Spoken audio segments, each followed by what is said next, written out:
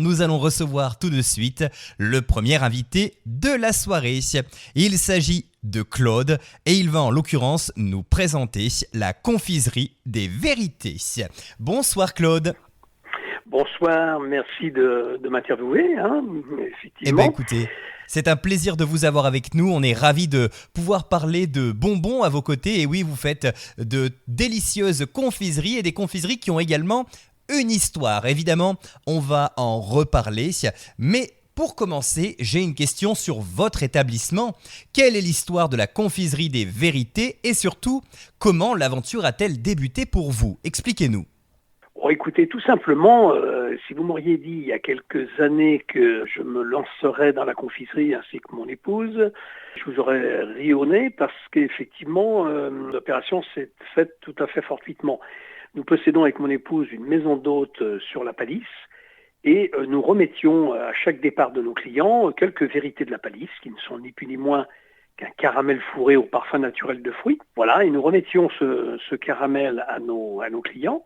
Et quand nous avons appris en janvier 2023 que la confiserie qui les commercialisait et les fabriquait sur le plan local allait cesser ses activités, nous nous sommes portés tout simplement portés acquéreurs du bonbon. Voilà l'explication. Alors, il faut savoir que ce caramel a une histoire puisqu'il a été créé en 1923 par un monsieur qui s'appelle monsieur Sauvadet. Et le produit a été, bien sûr, au travers de toutes ces époques, poursuivi tant par la famille Sauvadet, après il y a eu Thévenet et le dernier Perret, à qui nous avons acheté effectivement la machine, l'emballage, le stock, et nous nous sommes lancés dans l'aventure avec mon épouse, donc en 2023. Alors du coup, vous êtes parti des chambres d'hôtes et vous vous êtes donc dirigé vers la confiserie. Mais alors comment avez-vous fait? Est-ce que vous avez suivi une formation spécifique? Parce que c'est vrai que c'est un monde totalement différent. Alors, on n'a pas suivi de formation spécifique, tout simplement parce que les vérités de la Palisse se décomposent en deux volets. Il y a le volet fabrication, qui est actuellement fabriqué avec notre recette de manière artisanale à la confiserie thermale à Cusset. Ça, c'est la partie fabrication pure et dure, avec le caramel, le fourrage, etc. Nous récupérons ce caramel à l'issue de sa fabrication, chez nous à la Palisse, où là, on a un atelier boutique dans lequel nous allons envelopper notre bonbon. Nous le recevons nu et nous l'enveloppons avec une machine qui a plus de 80 ans, directement dans notre atelier boutique. Ah oui, c'est génial. Donc vous travaillez avec des appareils qui ont une véritable histoire également. Tout à fait, tout à fait. C'est une très vieille machine. D'ailleurs, les gens de passage ont vraiment un coup de cœur quand ils viennent chez nous parce qu'ils découvrent non seulement l'atelier avec bien sûr la vente de nos caramels, mais aussi on leur fait fonctionner la fameuse machine et ils sont les yeux écarquillés de voir cette machine qui fonctionne encore, qui est une machine fort intéressante et tout à fait artisanale. Il n'y a pas d'électronique, c'est uniquement mécanique. Donc voilà, ce qui fait le charme un petit peu en plus du bonbon. Bien sûr, tout à fait. Alors, vous parliez de caramel fourré donc aux fruits. Quels sont les différents parfums que l'on retrouve de ces vérités de la Palisse? Alors, donc, le parfum initialement, quand nous avons repris en 2023, il y avait 4 parfums. Il y avait donc la framboise, la myrtille, la noisette et le café. Et nous avons ajouté, nous, depuis cette époque-là, 2 nouveaux parfums qui sont la griotte et la poire. Donc, pour faire simple et sur le plan technique, c'est une coque de caramel dans laquelle est emprisonnée une purée de fruits. Donc quand vous allez croquer le caramel, vous avez le mélange subtil du caramel avec le fruit. C'est extrêmement délicieux. Ah, c'est un pur délice, j'imagine. Et selon vous, il vaut mieux le laisser fondre en bouche ou alors est-ce qu'il faut plutôt le croquer? Écoutez, il y a 2 méthodes. Soit on suce le bonbon et on tombe sur le moelleux du fruit, soit on croque et le mélange subtil du caramel et du moelleux du fruit marche bien aussi. D'accord, donc chacun son opinion là-dessus. Exactement. Et alors, qui était la Palisse? Est-ce que vous pouvez nous en dire un petit peu plus sur ce personnage emblématique? Monsieur de la Palisse, c'était un chevalier de François Ier qui est mort à Pavie en Italie en 1525. Et lors de du retour de sa dépouille au château de la Palisse, ses soldats ont construit une complainte. Monsieur de la Palisse est mort, il est mort devant Pavie. Un quart d'heure avant sa mort, il faisait encore en vie. Et le copiste qui a relevé cette complainte a malheureusement fait une erreur et au lieu d'interpréter un quart d'heure avant sa mort, il faisait encore en vie, un quart d'heure avant sa mort, il serait encore en vie. Ça a créé effectivement des complaintes qui ont été reprises par Monsieur de la Monnoye au XVIIIe siècle, et on a à peu près 45 à 50 quatrains qui sont reproduits sur nos fameux caramels de la Palisse. Comme quoi, effectivement, il est très important de tendre l'oreille quand on dit quelque chose, sinon ça peut donner des choses surprenantes, hein. Exactement. Alors, vous allez me dire, mais quid du caramel avec Monsieur de la Palisse? Eh bien, tout simplement, ce Monsieur Sauvadet, qui a créé ce bonbon en 1923, a eu l'idée géniale d'envelopper ces caramels avec un papier sur lequel y apparaissaient ces fameuses petites vérités, ces fameux quatrains. Voilà, ce qui a donné le charme du bonbon. D'accord. Et alors, donc, vous êtes vraiment resté sur la recette traditionnelle, vous n'avez pas fait de modification, c'est ça? Oui, non, alors effectivement, la recette est toujours la même, ce qui fait justement l'identité de ce bonbon, hein. Je crois qu'il y a des bonbons qui est très connus en France, dont la recette n'a pas bougé. Ben nous, c'est pareil, hein, c'est toujours cette coque de caramel. Qu'est-ce que c'est le caramel, hein? C'est ni plus ni moins que du sucre, du lait, de l'eau, un peu de citron, un peu de glucose, hein, pour le moelleux. Et le fourrage, c'est du fourrage naturel, hein, c'est de la purée de fruits naturelle qui est effectivement produite de manière entièrement naturelle, donc il n'y a pas d'adjonction de produits chimiques ou de conservateurs, et ce sont des produits français, hein, voilà. D'accord, donc on est vraiment sur des matières premières qui sont naturelles en fait. Tout à fait naturel, hein. Il n'y a pas de conservateur. D'ailleurs, on a dans l'obligation d'opposer sur nos sachets de bonbons la composition de nos caramels et autres, et il n'y a à aucun moment précisé que nous utilisons des produits conservateurs, chimiques ou autres. Donc c'est ce qui fait aussi le charme de ce bonbon, et voilà, la recette est toujours inchangée depuis 103 ans maintenant. Et oui, c'est fou ce que le temps passe. Et oui. Et alors, vous parliez tout à l'heure d'une machine qui sert à emballer les bonbons que vous avez donc chez vous du côté de la Palisse, une machine ancestrale. Et qu'en est-il de la fabrication? Quels sont les outils qui sont utilisés? Est-ce que ce sont également des choses d'antan? Donc le caramel est fait au chaudron de cuivre. D'ailleurs, j'invite vos auditeurs à pouvoir aller sur notre site internet, hein, dans lequel ils vont découvrir des reportages qui ont été effectués à la télévision, et sur lequel on voit effectivement que le caramel est fabriqué entièrement de manière manuelle, hein, au chaudron de cuivre. C'est vraiment très artisanal, hein, comme produit. Ah, c'est génial. Ouais, vraiment, le fait d'être resté sur les vieilles recettes d'antan, ça donne un charme finalement à la recette. Oui, tout à fait. Par contre, même si vous êtes resté un petit peu sur certains goûts traditionnels, vous avez aussi développé des choses beaucoup plus innovantes. Et je crois qu'il y a une recette à la crème de whisky, hein, si je dis pas de bêtises. Et oui, parce que nous n'avions pas d'alcoolisé, et puis comme on dit, il faut quand même savoir contenter tout le monde, et puis il y a des amateurs d'alcool. Et nous avons fait un essai, en fait, avec un fourrage à la crème de whisky. Cette crème de whisky est issue de la distillerie Balthazar, qui est située à Hérisson dans l'Allier. Donc on ne quitte pas le département, le produit est typiquement bourbonnais. Et donc nous allons nous servir dans cette distillerie pour récupérer cette crème de whisky. Et depuis maintenant quelques mois, le produit est relativement apprécié. Et nous commençons d'ailleurs à en vendre des quantités assez importantes. Voilà. Alors ça, c'était un premier essai avec le whisky, et nous réfléchissons à un fourrage aussi au rhum, et pourquoi pas d'autres parfums alcoolisés. Finalement, c'est assez rare d'avoir des petits bonbons croquants comme ça avec de l'alcool à l'intérieur. Alors ça, c'est quelque chose que nous avons connu. Nos parents nous ont connu ça, les liqueurs emprisonnées dans une coque de fruits ou de sucre. Mais ça s'est perdu un peu.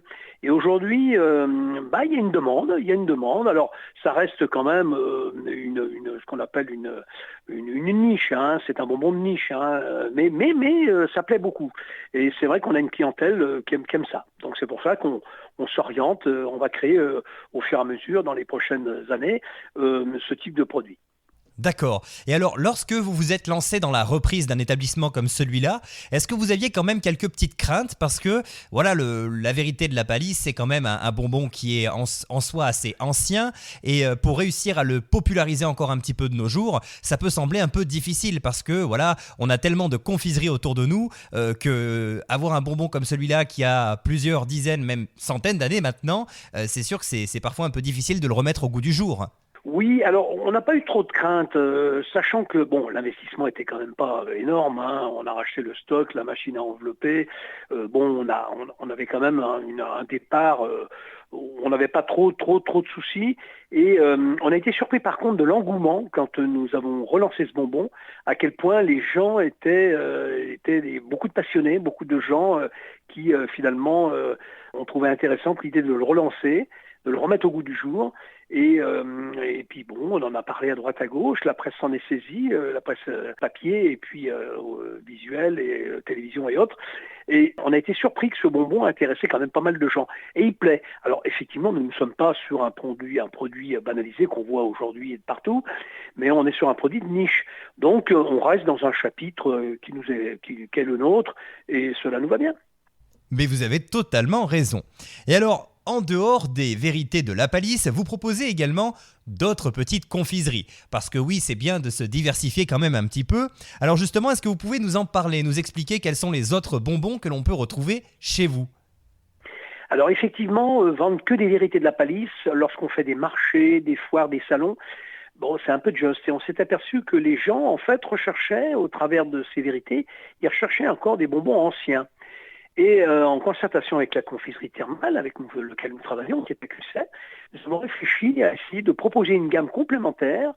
Et aujourd'hui, nous commercialisons, grâce à eux, bien sûr, et qui sont fabriqués d'ailleurs chez eux, quelques produits complémentaires que sont les pâtes de fruits, les berlingots, les sucres d'orge, les fondants et les caramels mous. Et ça plaît beaucoup.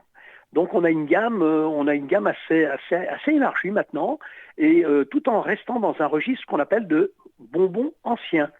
On sait coller dans les bonbons anciens. Donc on a un maximum, je vous dis, 7-8 références. Allez, on va aller jusqu'à 10 références et ça va s'arrêter là. Hein, parce que voilà, nous ne sommes pas non plus la multinationale. Donc on veut rester toujours dans un chapitre artisanal avec une gamme de produits ancienne qui va réveiller des souvenirs auprès de certains de nos clients. Et puis faire découvrir des choses aux plus jeunes pour le coup. Mais bien sûr, on les attend avec impatience.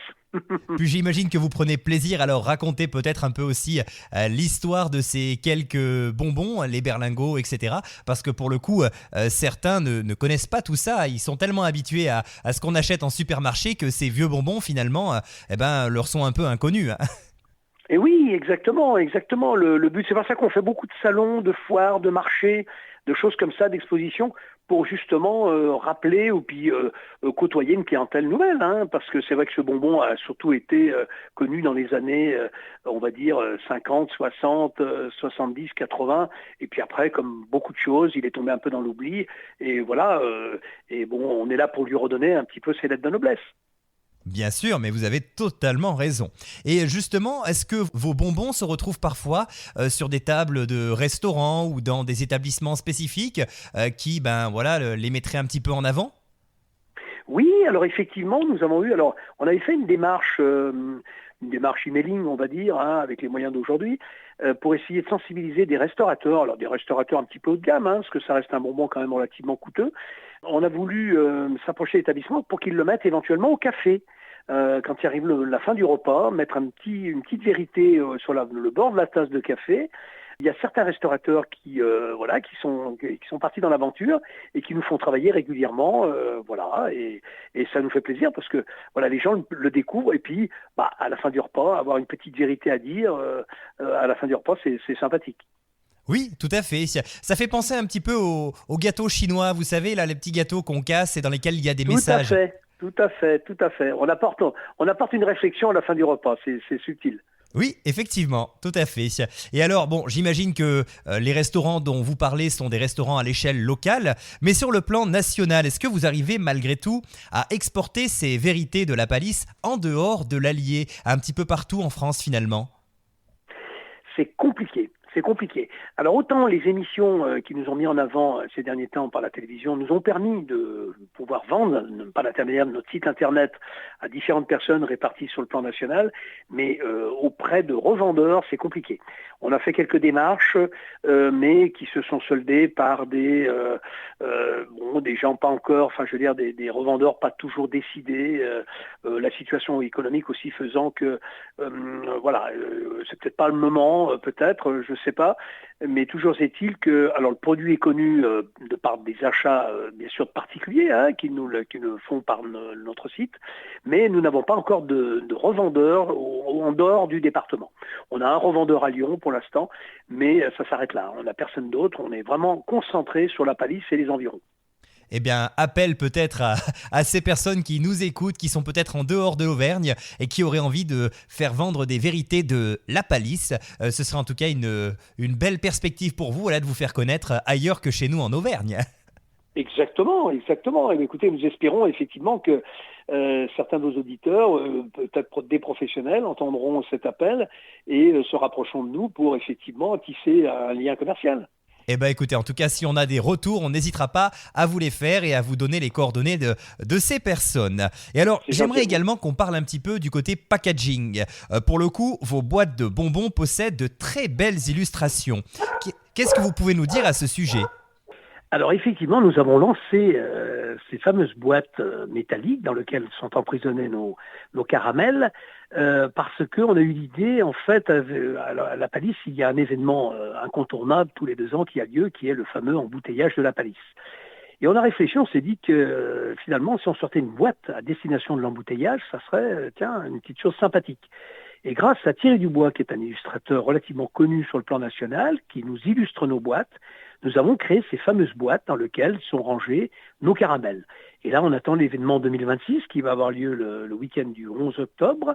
Et là, on en a en fabrication un nombre assez important. Et oui, j'imagine, tout le monde veut repartir avec ses vérités de la palisse. Exactement, puisque ça va devenir maintenant une boîte collecteur, puisque ça va être le 2e exercice. Nous avons commencé en 2024 avec la boîte 2024, et là nous sommes en 2026, et nous avons déjà des ventes. On a informé nos clients et les personnes intéressées par l'intermédiaire des réseaux sociaux, et on a beaucoup de demandes. Eh bien écoutez, ça c'est très chouette et on attend avec impatience la prochaine édition de cet embouteillage, évidemment. Et du coup, est-ce que vous avez reçu des prix ou des labels pour vos produits ? Alors pas encore, moi j'aimerais bien qu'on ait, on a simplement la reconnaissance de la poursuite de l'histoire du bonbon qui nous est propre, mais on n'a pas de label ni rien de ce genre. Mais bon, on ne sait jamais, ça peut arriver.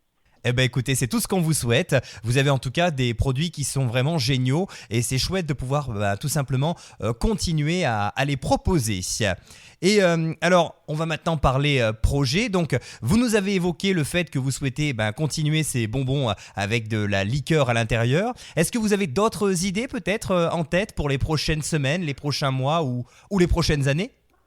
Alors pour l'instant non, parce qu'on avance de manière doucement, parce qu'il faut savoir que nous sommes une entreprise complètement artisanale. On est tous les deux avec mon épouse, moi à l'atelier, à la fabrication, à la livraison et autres, et mon épouse à la partie administrative. Donc on est vraiment, on avance pas à pas, et c'est le marché et le développement qui va faire que nous serons amenés à développer d'autres produits. D'accord, écoutez, on verra par la suite. On vous suivra sur les réseaux pour en savoir un petit peu plus justement. Et puisqu'on en parle, autant vous le demander tout de suite. Où est-ce qu'on peut vous retrouver ? Est-ce que vous avez une page Facebook ? Est-ce que vous pouvez également nous donner votre site internet et peut-être même votre adresse pour qu'on puisse vous rendre visite à la boutique ? Oui, écoutez, c'est gentil. Alors nous sommes à la Palisse, donc la maison d'hôte s'appelle Au Puy des Vérités. Et là nous avons notre atelier boutique. Nous sommes situés au 7 avenue Pasteur à la Palisse, donc c'est très facile à trouver, c'est une très grande maison et on a un truc commercial, qu'on a un panneau commercial sur le côté du trottoir, donc voilà, c'est très facile. Nous sommes bien sûr sur les réseaux sociaux et notamment Facebook, bien sûr, avec les vérités de la Palisse tout simplement, et puis nous avons un site internet qui s'appelle Confiserie des Vérités, dans lequel vous allez retrouver, et nos clients et vos auditeurs retrouveront l'intégralité de notre gamme de bonbons, voilà, avec la mise en avant de nos vérités, voilà. Et tout récemment, on est apparu d'ailleurs dans un reportage sur la promotion du département de l'Allier. Ça nous fait plaisir puisqu'elle parle de nos bonbons et elle parle aussi du département de l'Allier. Une raison de plus pour découvrir ce département qui est magnifique. Et oui, tout à fait, un très joli département sur lequel nous émettons avec Variance FM et nous en sommes ravis. Une ultime question pour vous qui est très importante, Claude. Quand on voit passer autant de bonbons devant soi, est-ce qu'on reste toujours aussi gourmand et est-ce qu'on a toujours envie d'en déguster ? Oh oui, ça m'a coûté quelques kilos.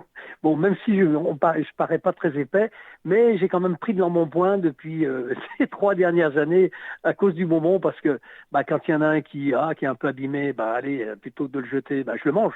Donc et automatiquement, l'apport de sucre fait que voilà, j'ai quelques poignées un petit peu épaisses là, mais bon. Oui, et puis il faut bien tester les recettes après tout. Exactement, exactement. C'est ce qu'on appelle le contrôle qualité, voilà. Voilà, exactement.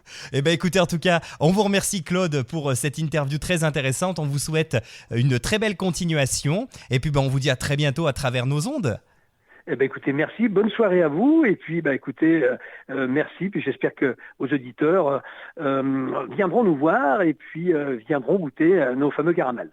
Eh ben oui, et puis on rappelle votre nom, c'est donc la Confiserie des Vérités, confiserie située à La Palisse, donc c'est pas très loin, puisque voilà, nous on est basé à Puy-Guillaume, La Palisse, allez, ça se fait en une petite demi-heure, 3/4 d'heure maximum, donc n'hésitez pas. Merci à vous et à bientôt Claude. Au plaisir, merci. Bonne soirée, et nous sur Variance FM, on continue avec un prochain invité ou une prochaine invitée dans un instant, et on va écouter bien sûr en attendant un tout petit peu de musique.